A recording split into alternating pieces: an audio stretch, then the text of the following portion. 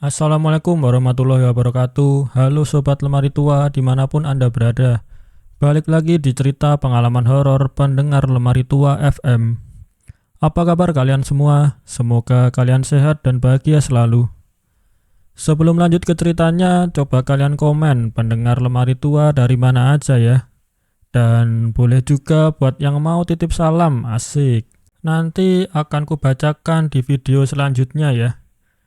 Nah, kali ini ada sebuah cerita tentang seorang pendengar yang memiliki pengalaman horor tentang pesugihan pedagang bendera Agustusan. Dan juga jangan lupa tekan tombol subscribe dan like channel ini. Semoga kalian yang menyempatkan diri untuk like dan subscribe channel ini dilimpahkan rezekinya dan dimudahkan segala urusannya. Juga buat kalian yang ingin sharing, boleh banget kirim ceritanya ke alamat email yang sudah tercantum di kolom deskripsi ya. Jadi nggak usah berlama-lama lagi, kita langsung saja ke ceritanya.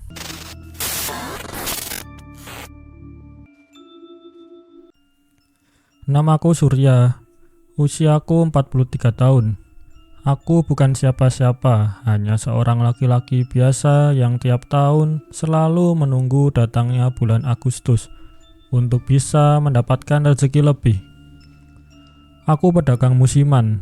Di hari-hari biasa aku kerja serabutan. Kadang ikut proyek bangunan, kadang jadi kuli angkut di pasar. Tapi setiap menjelang Agustus, aku selalu punya kebiasaan jualan bendera merah putih di pinggir jalan. Itu sudah aku lakukan sejak lebih dari 10 tahun lalu. Aku ingat pertama kali diajak seorang teman.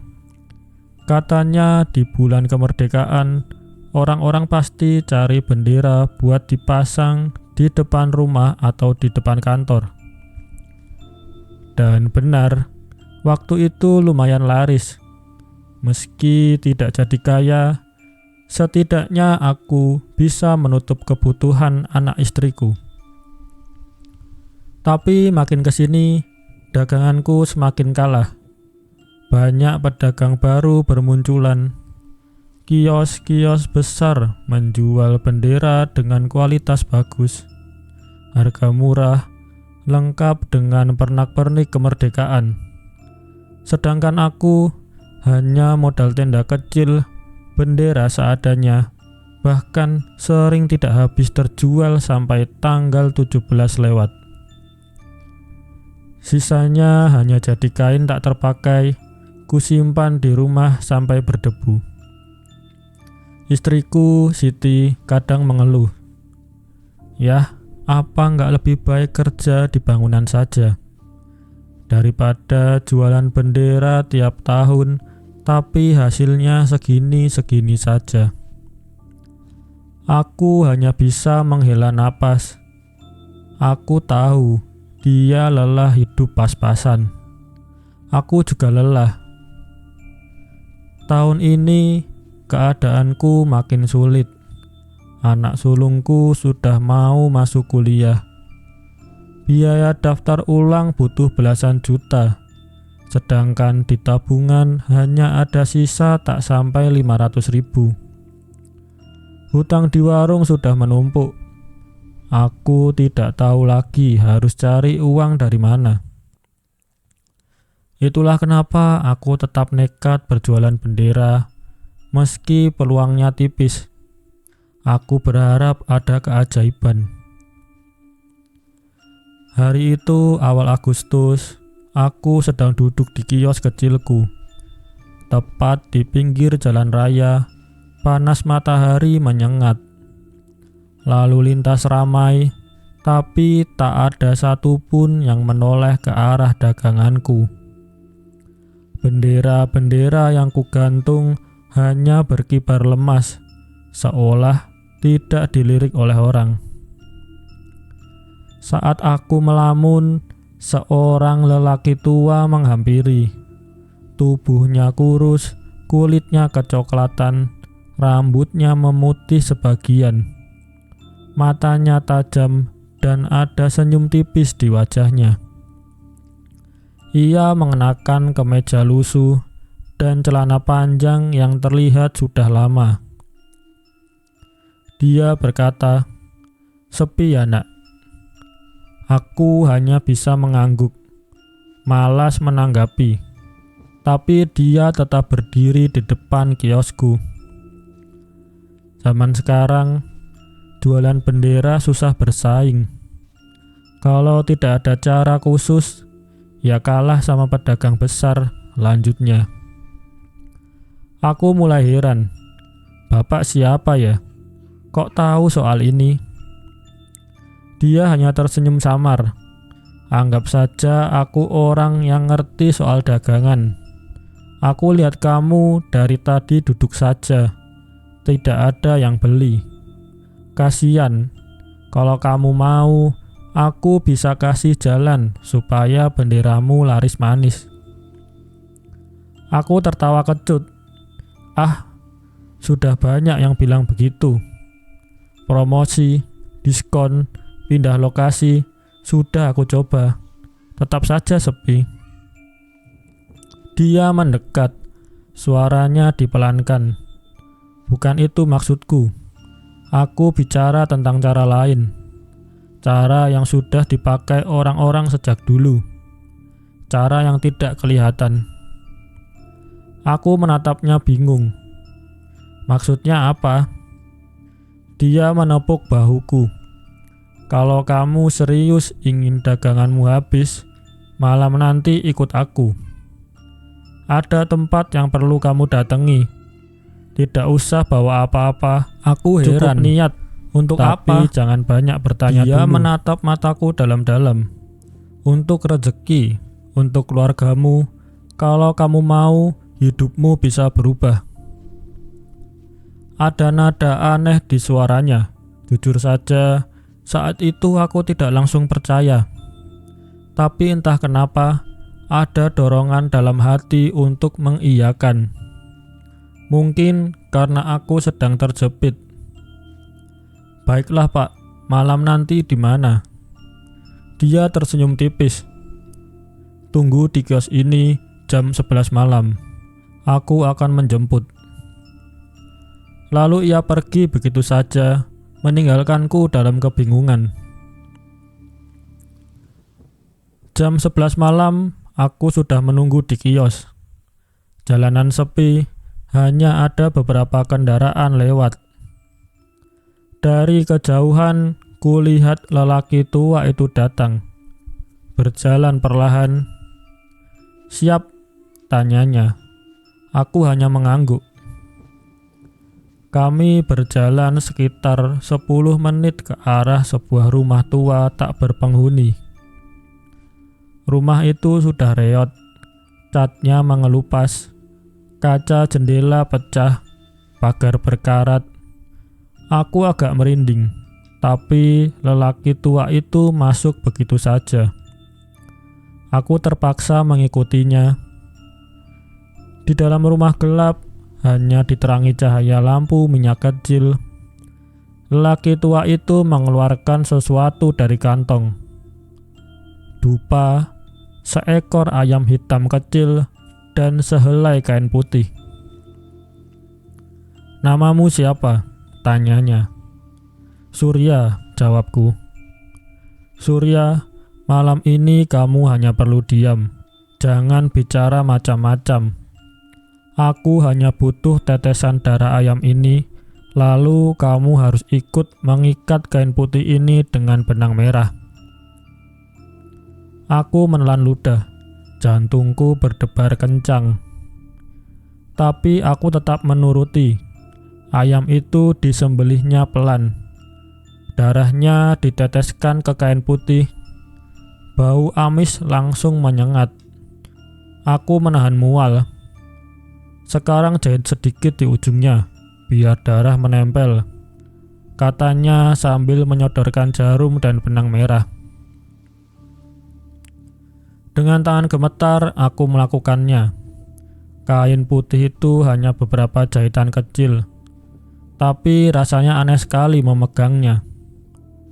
Setelah selesai, lelaki tua itu mengangkat kain itu tinggi-tinggi.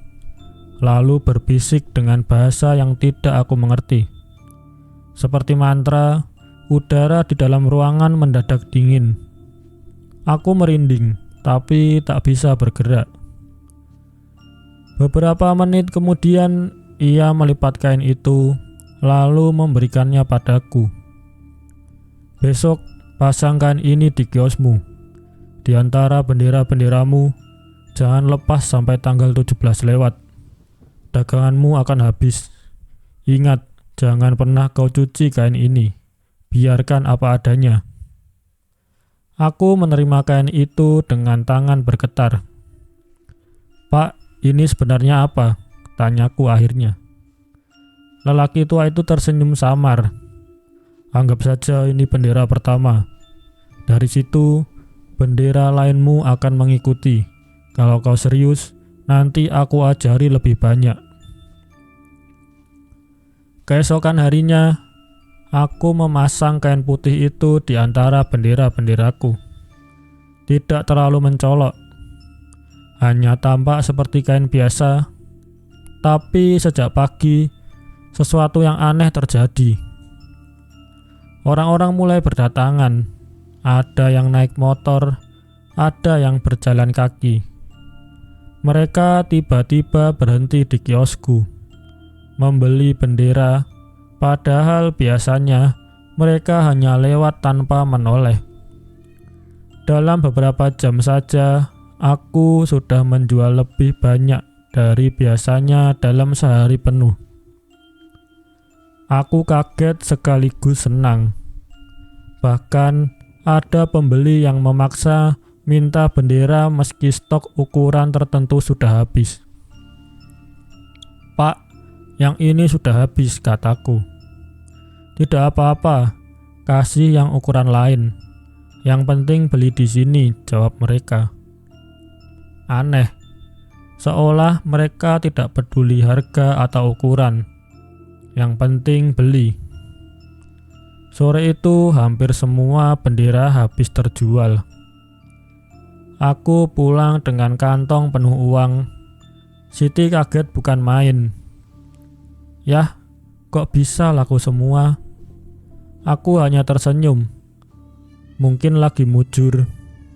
Tapi dalam hati, aku tahu ini bukan sekedar mujur. Ada sesuatu yang bekerja di balik kain putih itu. Malamnya aku kembali menemui lelaki tua itu di rumah reot. Dia menyebut namanya Pak Wirya.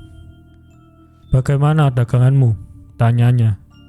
Laris sekali Pak, sampai habis, jawabku. Dia mengangguk puas. Bagus, itu baru awal. Kalau kamu mau lebih besar lagi, ada langkah-langkah berikutnya. Tapi nanti saja, jangan terburu-buru. Ingat, setiap rezeki ada bayarannya. Aku terdiam. Kata-kata terakhirnya membuat bulu kuduku merenung. Sudah seminggu sejak aku melakukan ritual pertama dengan Pak Wirya. Sejak itu daganganku benar-benar berbeda. Setiap hari selalu ada orang datang, selalu ada transaksi. Kadang aku sampai kewalahan. Uang masuk jauh lebih banyak dari tahun-tahun sebelumnya. Istriku, Siti, senang bukan main. Alhamdulillah ya, rezeki lancar, bisa buat biaya kuliah anak. Aku hanya mengangguk, meski dalam hati selalu teringat kata-kata Pak Wirya. Setiap rezeki ada bayarannya. Awalnya aku mencoba mengabaikan pikiran itu. Toh sejauh ini baik-baik saja. Tapi keanehan mulai muncul sedikit demi sedikit.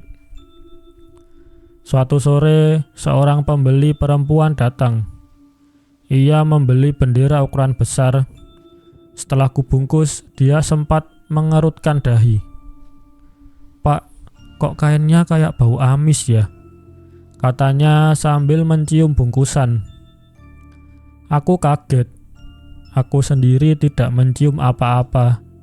tapi ekspresinya jelas tidak bohong. "Ah, mungkin kena debu jalan, Bu.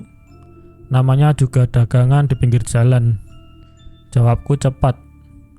Perempuan itu tidak banyak protes, tetap membayar lalu pergi. Sejak itu ada beberapa pembeli lain yang juga mengeluh hal serupa. Bau amis seperti darah, bahkan ada yang bilang melihat bercak merah samar di ujung bendera. Aku semakin resah. Malam harinya aku kembali ke rumah Reyot menemui Pak Wirya.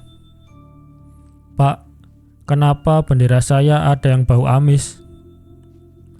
"Ada bercak merah juga."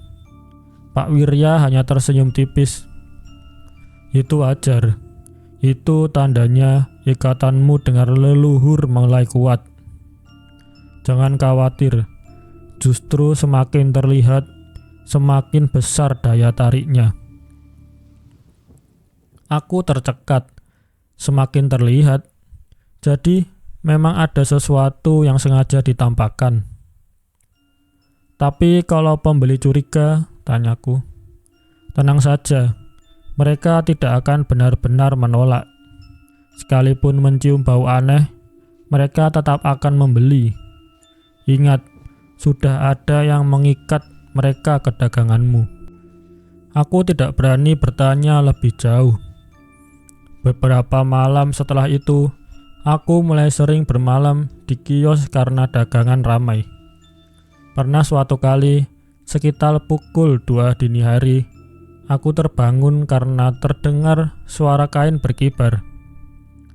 Padahal malam itu angin tidak ada. Aku melihat ke arah bendera-bendera yang tergantung. Dan di antara deretan bendera, aku melihat sesuatu. Sosok perempuan berbaut kain putih, berdiri diam, memandang ke arahku. Wajahnya samar, seolah tertutup kain. Aku terpaku, tubuhku kaku. Sosok itu tidak bergerak, hanya berdiri di antara bendera-bendera yang bergoyang pelan. Aku mengucek mata, tapi sosok itu tetap ada. Akhirnya aku memberanikan diri bangun dan melangkah mendekat. Tapi begitu aku menoleh sebentar untuk mengambil senter, sosok itu lenyap. Yang tersisa hanya bendera yang bergoyang pelan. Aku bergetar semalaman, tidak bisa tidur lagi. Keesokan paginya, aku bercerita pada Siti, tapi dia menganggapku terlalu lelah. "Paling kamu kecapean ya, jangan dibawa pikiran," katanya. Tapi aku tahu apa yang kulihat malam itu nyata. Malam berikutnya, Pak Wirya mendatangiku. Ia duduk di kursi kios, menghisap rokok kretek. "Bagaimana daganganmu? Laris kan?" katanya. Aku mengangguk. "Iya Pak, tapi saya sering lihat hal-hal aneh." "Biasa, itu bagian dari perjanjian. Kalau mau rezeki lancar, jangan kaget dengan gangguan." Aku diam, jantungku berdebar kencang saat dia melanjutkan. "Sekarang waktunya langkah berikut. Kamu sudah harus memberikan sesuatu." Aku menatapnya bingung. "Memberikan? Apa maksudnya, Pak?" "Sejak awal aku bilang, setiap rezeki ada bayarannya. Selama ini baru darah ayam, itu hanya pembuka. Sekarang butuh tumbal yang lebih besar." Aku tercekat. "Tumbal? Maksudnya manusia?" Pak Wirya tersenyum. "Tidak harus langsung manusia. Awalnya hewan, kambing hitam, nanti kalau sudah besar baru naik lagi." Aku ingin menolak, tapi saat itu pikiranku bercampur aduk. Aku sudah merasakan hasil yang besar.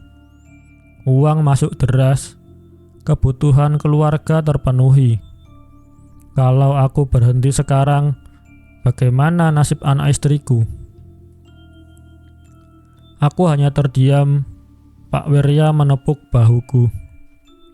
Besok malam, siapkan seekor kambing hitam. Jangan kau tanyakan kemana perginya. Biarkan aku yang urus. Aku mengangguk pelan, meski hatiku penuh gelisah. Keesokan malamnya, aku membeli seekor kambing hitam dari pasar.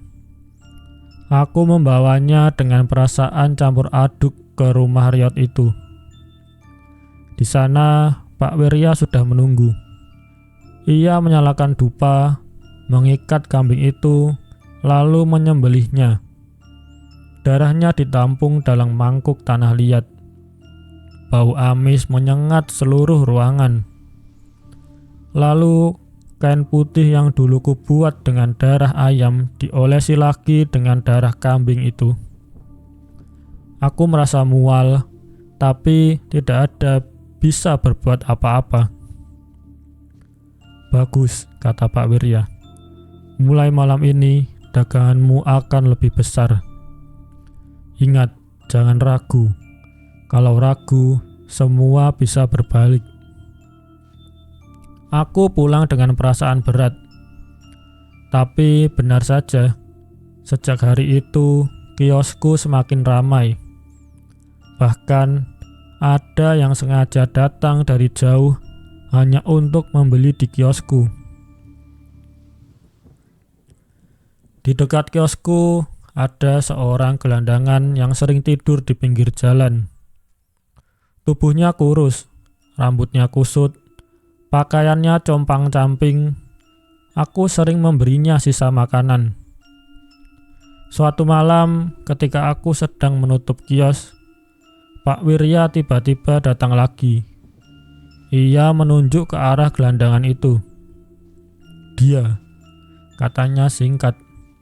Aku menoleh. Maksudnya apa, Pak? Dia cocok jadi tumbal berikut. Sudah waktunya naik tingkat. Kalau kamu berani, daganganmu akan tak terkalahkan. Aku terperanjat. Tidak, Pak, itu manusia. Saya tidak sanggup. Pak Wirya menatap tajam. Kalau kau tidak berani, berarti kau tidak layak untuk rezeki besar. Ingat, Surya, setiap orang yang besar pasti ada darah di belakangnya. Aku terdiam. Malam itu aku tidak bisa tidur. Kata-kata itu terus terngiang. Di satu sisi aku jijik dan takut. Di sisi lain bayangan uang, keberhasilan, dan masa depan anakku terus menghantui. Beberapa hari kemudian gelandangan itu hilang. Tidak pernah lagi terlihat di sekitar kios. Orang-orang hanya bilang mungkin dia pindah atau meninggal entah di mana. Tapi aku tahu, dalam hati aku tahu itu bukan kebetulan. Sejak saat itu, benderaku semakin laris. Omset melonjak drastis. Bahkan aku bisa menyewa kios besar di pinggir jalan utama. Tapi bersamaan dengan itu, teror juga semakin sering datang. Malam-malamku kadang di kios penuh suara aneh. Kadang terdengar suara orang mengerang dari dalam gulungan bendera. Kadang terdengar langkah kaki berkeliling kios, padahal aku sedang sendiri. Bendera-bendera sering berkibar sendiri meski udara diam. Pernah suatu malam aku jelas melihat sosok gelandangan itu berdiri di antara bendera. Menatapku dengan wajah penuh darah. Matanya kosong, bibirnya bergerak-gerak seperti ingin bicara. Tapi tidak ada suara yang keluar. Aku jatuh terduduk ketakutan. Esoknya, Bendera-bendera yang kujual semakin laku keras. Hari-hari menuju tanggal 17 Agustus, kiosku selalu ramai. Bendera habis terjual setiap hari. Bahkan orang rela antri. Media lokal sempat datang meliputku. Mereka heran, kenapa kios kecil seperti milikku bisa lebih ramai daripada kios besar di dekat alun-alun. Aku hanya tersenyum kaku setiap kali ditanya rahasianya. Dalam hati aku tahu, semua ini bukan karena kerja keras atau strategi dagang, tapi karena perjanjian gelap yang sudah kujalani. Tanggal 15 Agustus, suasana semakin ramai. Jalanan penuh orang berbelanja pernak-pernik kemerdekaan. Aku tersenyum melihat uang yang terus masuk. Tapi senyum itu hanya bertahan sebentar. Karena malamnya, kejadian-kejadian aneh makin parah. Sekitar jam 2 dini hari, aku mendengar suara orang berteriak dari dalam gulungan bendera. Seperti orang disiksa, jeritan panjang bercampur isak tangis. Aku berusaha menutup telinga, tapi suara itu semakin keras. Aku nekat membuka salah satu gulungan bendera. Dan saat kain terbuka, aku melihat wajah seseorang menyembul dari lipatan kain. Wajah gelandangan yang dulu hilang, mata kosongnya menatapku. Mulutnya bergerak pelan. Dia berkata, "Kau jual darahku." Aku terjatuh ke belakang, hampir pingsan. Tapi saat kulihat lagi, wajah itu sudah hilang. Yang tersisa hanya kain bendera biasa. Tubuhku gemetar hebat. Aku tahu ini bukan lagi sekedar peringatan. Malam 16 Agustus, Pak Wirya datang lagi. Wajahnya terlihat lebih tua dari biasanya. Matanya cekung, suaranya berat. "Besok puncaknya, Surya. Malam ini kau harus siap." Aku menatapnya dengan wajah pucat. "Saya nggak sanggup lagi, Pak. Terlalu banyak hal aneh. Saya takut." Dia menghela napas. "Surya, kau sudah terikat. Tidak bisa mundur. Pesugihan ini berjalan dengan darah dan harus berakhir dengan darah. Kalau kau berhenti, semua akan menagihmu sekaligus. Kau sanggup menahan itu?" Aku terdiam. Kata-kata itu seperti palu menghantam kepalaku. "Besok malam, tepat tengah malam, kau harus berada di kios. Biarkan semua bendera terbuka. Jangan ada yang ditutup. Kalau kau bertahan sampai matahari terbit, rezekimu akan semakin besar. Kalau tidak, kau tahu akibatnya." Dia lalu pergi meninggalkanku sendirian. Aku memutuskan tidur di kios malam itu. Sesuai perkataan Pak Wirya, semua bendera aku buka. Berkibar memenuhi ruangan. Udara malam itu dingin menusuk, lebih dingin dari biasanya. Awalnya sepi, tapi sekitar jam 11 lewat, aku mulai mendengar suara-suara.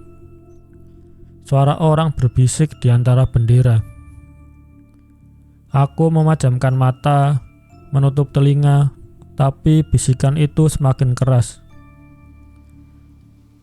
"Surya, darah, kau jual kami." Beberapa menit kemudian, bendera-bendera mulai bergerak sendiri. Berkibar kuat meski udara diam. Suara kain saling bergesekan terdengar seperti puluhan orang menjerit bersamaan. Lalu aku melihat sosok-sosok bermunculan. Dari setiap lipatan kain muncul wajah-wajah orang. Ada wajah gelandangan, ada wajah-wajah lain yang tak ku kenal. Semuanya pucat, penuh darah. Mereka menatapku dengan mata kosong. Aku ingin kabur, tapi kakiku tidak bisa digerakkan. Tepat tengah malam, semua bendera bergerak bersamaan. Seperti hidup, kain-kain itu melayang ke arahku, melilit tubuhku satu persatu. Aku berteriak, tapi suaraku tenggelam. Bendera-bendera semakin kencang, melilit, menutup mulut, hidung, dan mataku. Aku merasa sesak, seperti dicekik ratusan tangan tak kasat mata. Di telingaku terdengar jeritan ratusan orang. Tubuhku terangkat, digantung di antara deretan bendera. Pandanganku mulai gelap. Esok paginya orang-orang heran karena kiosku sepi. Padahal biasanya pagi itu paling ramai.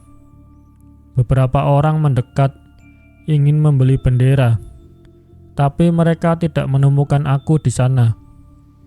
Kios itu kosong, semua bendera hilang seolah lenyap begitu saja. Yang tersisa hanya satu bendera raksasa terbentang di jalan. Warnanya merah putih, tapi bagian darahnya terlihat basah, mengalir seperti darah segar. Orang-orang ketakutan, tidak ada yang berani menyentuh bendera itu. Polisi sempat datang, tapi tidak menemukan jejakku sama sekali. Aku hilang tanpa bekas. Sejak saat itu, banyak cerita beredar. Ada yang bilang aku kabur membawa uang, ada yang bilang aku jadi gila dan bunuh diri. Tapi ada juga yang bersumpah, tiap malam setelah tanggal 17, mereka melihat sosokku berdiri di pinggir jalan, menjajakan bendera dengan wajah pucat. Beberapa orang yang mengaku membeli bendera dariku setelah kejadian itu bercerita aneh-aneh. Benderanya berubah jadi kain basah berbau amis. Ada yang bahkan melihat bercak darah di kainnya. Tapi yang paling menyeramkan, ada seorang pembeli yang bilang saat ia membentangkan bendera itu di depan rumah, dari lipatan kain keluar suara orang menjerit. Itulah kisahku, Surya. Aku hanya pedagang kecil yang ingin rezeki besar. Aku pikir dengan cara apapun, yang penting keluargaku sejahtera. Tapi aku salah. Jalan pintas selalu punya harga. Harga yang lebih mahal dari apapun. Dan sekarang aku tidak tahu lagi aku di mana. Mungkin aku hanyalah bagian dari bendera-bendera itu. Mungkin wajahku akan muncul di kain yang kau pasang di depan rumahmu. Setiap bulan Agustus, ketika kau memilih bendera di pinggir jalan, coba perhatikan baik-baik. Apakah kain itu benar-benar bersih? Atau ada bercak samar merah yang tidak bisa hilang? Kalau kau mencium bau amis, berhati-hatilah. Mungkin itu bukan sekedar bendera. Mungkin itu adalah nyawa orang-orang yang sudah dikorbankan. Gimana Sobat Lemari Tua? Coba kalian komen di bawah. Apakah cerita ini cukup membuat kalian terhibur atau takut? Dan sekian cerita untuk kali ini. Semoga kalian terhibur dan mendapatkan sisi positif dari setiap cerita yang aku bawakan. Sampai jumpa di cerita lainnya bersama saya Putra. Wassalamualaikum warahmatullahi wabarakatuh.